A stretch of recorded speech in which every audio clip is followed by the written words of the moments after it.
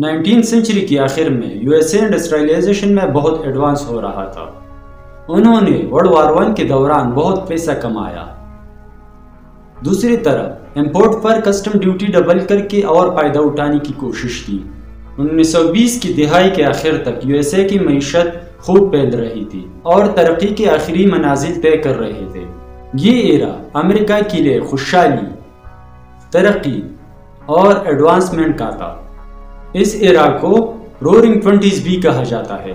لیکن 1920 کی دہائی کے آخر تک ایسا کیا ہوا کہ امریکی معیشت بیٹھ گئی اور حتیٰ کہ لوگوں کو کھانے کے لالے پڑ گئی۔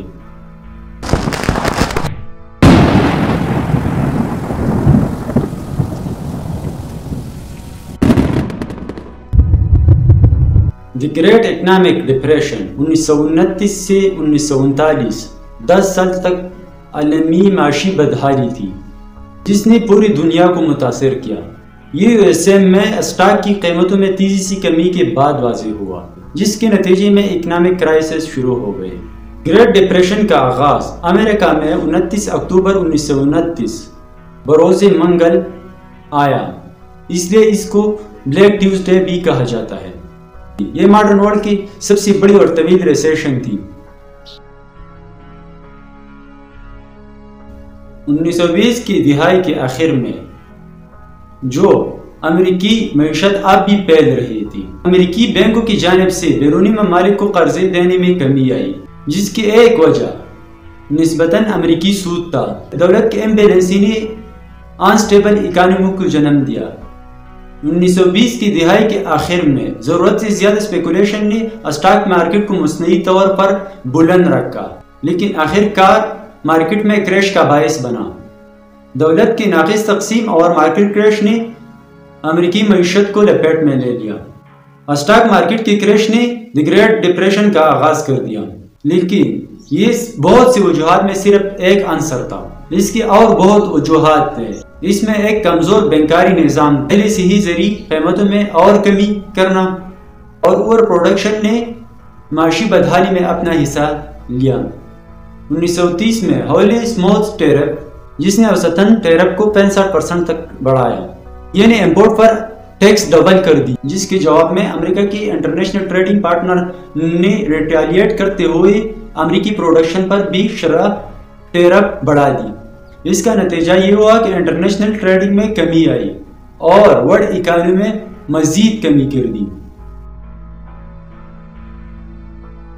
جیسے کہ ڈپریشن کا اثرات امریکی معیشت پر بھی پڑا۔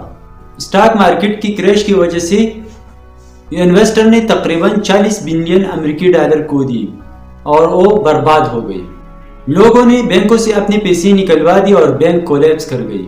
ان بینکوں کی تعداد تقریباً 90,000 تھی۔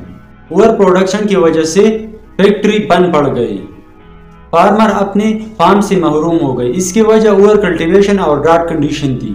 لوگوں کو اپنے سر پر چھت نہ ہونے کی وجہ سے ایک بیکار سا ٹاؤن میں منتقل ہونا پڑا۔ لاکھوں لوگ اپنی ملازمتوں سے ہاتھ دھو بیٹھے۔ 1930 تک 4.3، 1931 تک 8 ملین اور 1932 میں یہ تعداد بڑھ کر 12 ملین ہو گئی۔ 1933 کے اوائل تک 13 ملین لوگ کام سے باہر تھے اور ان امپلائمنٹ کے ریٹ حیران کن طور پر 25% تھی۔ وہ لوگ جو اپنی ملازمتوں کو کسی طرح برقرار رکھنے میں کامیاب ہو گئی تھے، وہ 65% کم تنخواہوں پر کام کرنے پر مجبور تھے۔ شکاگو کے ایک سوشل ورکر نے لکھا ہے کہ ہم نے چاہت اور مایوسی کو سڑک پر چلتی ہوئی دیکھا اور ہمارے سمجھدار دوست اور کفایتشار خاندان غربت کی طرف کم ہوتے گئے۔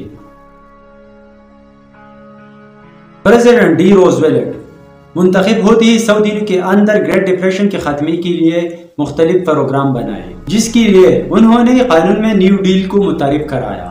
نیو ڈیل 1933 سے 1938 کی درمیانی عرصے میں یو ایس اے کے پریزیڈنٹ ڈی روزویلٹ نے نافذ کیا، جو مختلف پروگراموں کا ایک سلسلہ تھا۔